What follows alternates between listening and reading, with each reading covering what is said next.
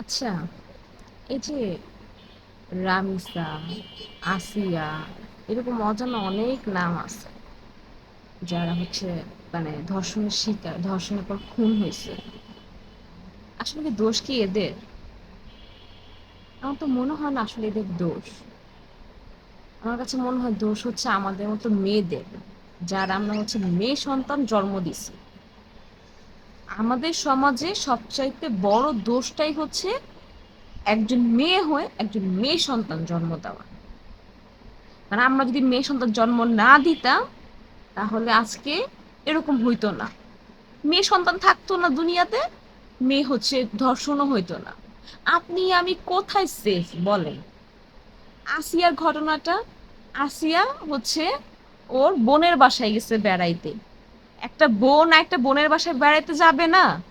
একটা বোন একটা বোনের বাসায় বেড়াইতে গেছে, সেখানে আপন দুলাভাইয়ের হাতে সে ধর্ষণের শিকার হয়েছে।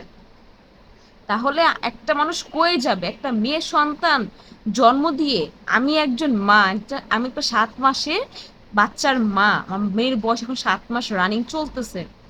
আমি এখন ফিল করতেছি যে আসলে এত কষ্ট করে লালন পালন করে বড় করা বাচ্চাটা যখন চোখের সামনে এরকম কোনো ঘটনায় মারা যাবে, অসুস্থ হয়ে মারা যাওয়া, অ্যাক্সিডেন্টে মারা যাওয়া, এগুলো আমরা হয়তো অনেক সময় লিখে নিই যে আমাদের কপালের লেখা।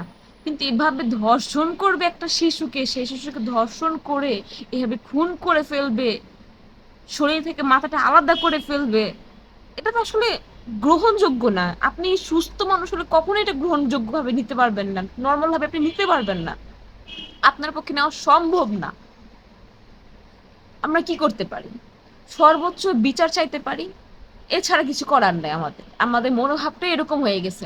আমার প্রশ্ন, এই যে পোস্টটা আমি দেখলাম ফেসবুকে, শত শত পোস্ট এটা নিয়ে, তো এতগুলো যে পোস্ট করতেছে, এখন অনেক ছেলে কমেন্ট করতেছে, অনেক ভাই, অনেক বাবা, অনেক মামা চাচা সবাই কমেন্ট করতেছে এর ফাঁসি চায়, জনসম্মুখে ফাঁসি চায়। তো পল্লবীতে কি এরকম কোনো মানুষ ছিল না? ফেসবুকে কমেন্ট করা মানুষগুলো কি ছিল না? তারা কেন ওই রেপিস্টটাকে পুলিশের হাতে ধরে দিল?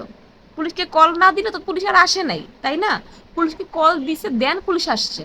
সো পুলিশকে কল না দিত, তারাই তাদের তাকে মানে একদম উপযুক্ত যে একটা শাস্তি, গণধোলাই হোক যেভাবে হোক মেরে ফেলতো।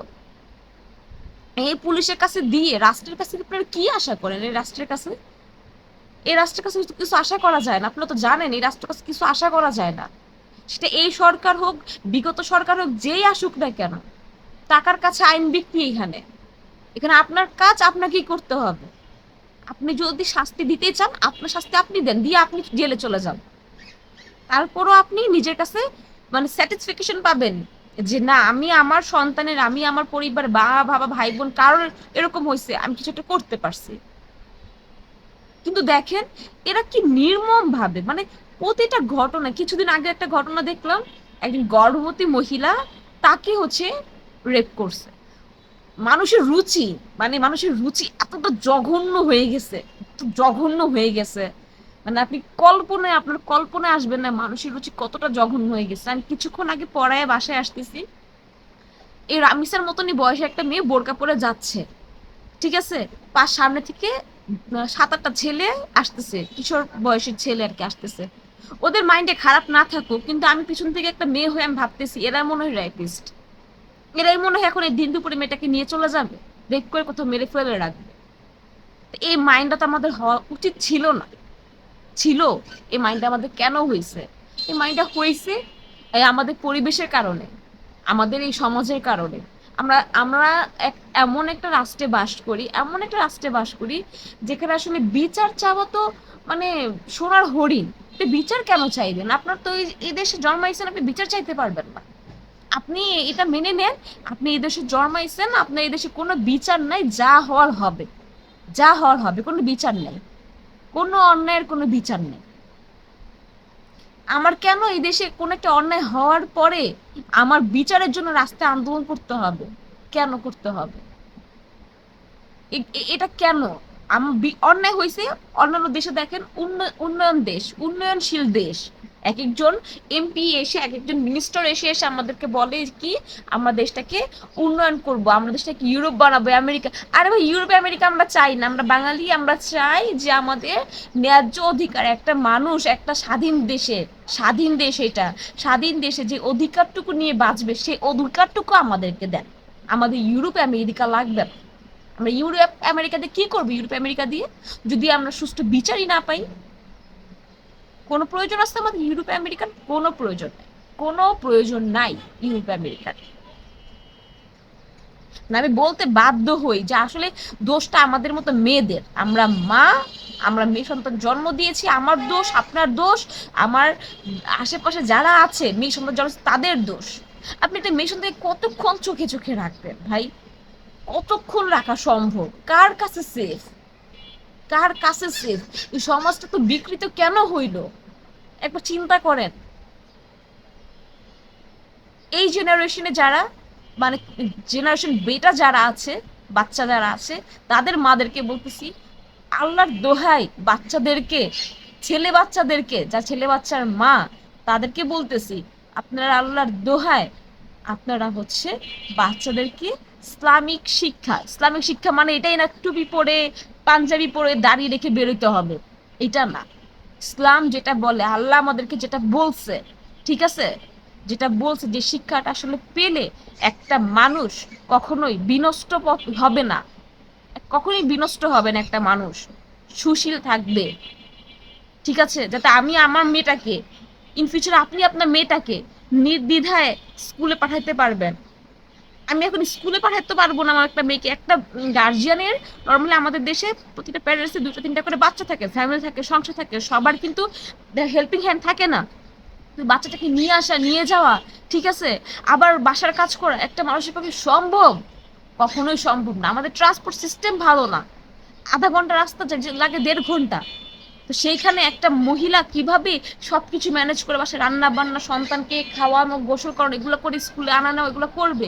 কারণ একটা মেয়ে যদি বাসা থেকে 2 মিনিটের রাস্তা বের হয়ে স্কুলে যাবে, সেটাই যেতে না পারে, সেইখানেই যদি আমার ভয় থাকে, আমি রান্না করতে গিয়ে ভয় পাবো, আমি নামাজে বসে ভয় পাবো, আমি গোসলে বসে ভয় পাবো, তাহলে কিভাবে হলো? কি হলো দেশটার, মানুষের কি হলো?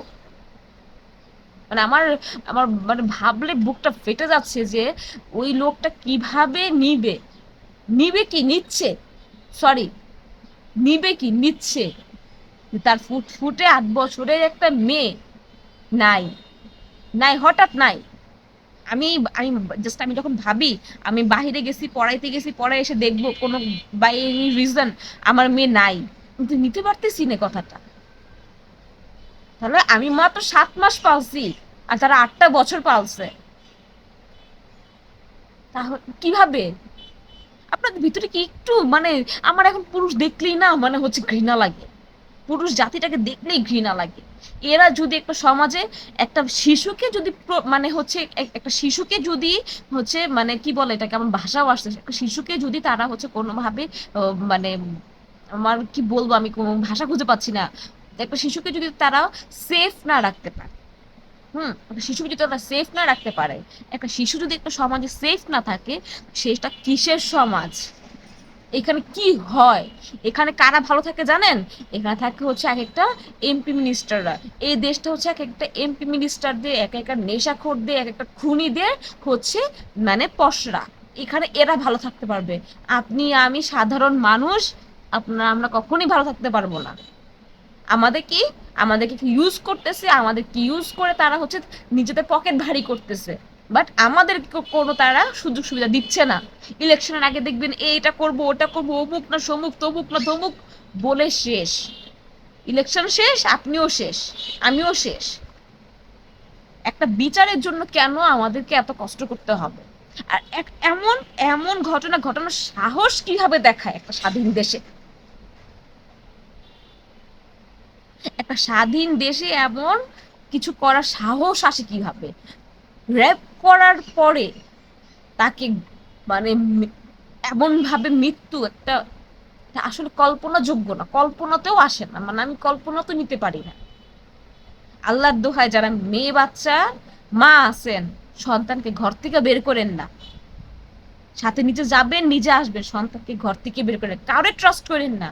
এই সমাজ ট্রাস্টের সমাজ না, সমাজ শেষ, নষ্ট হয়ে গেছে।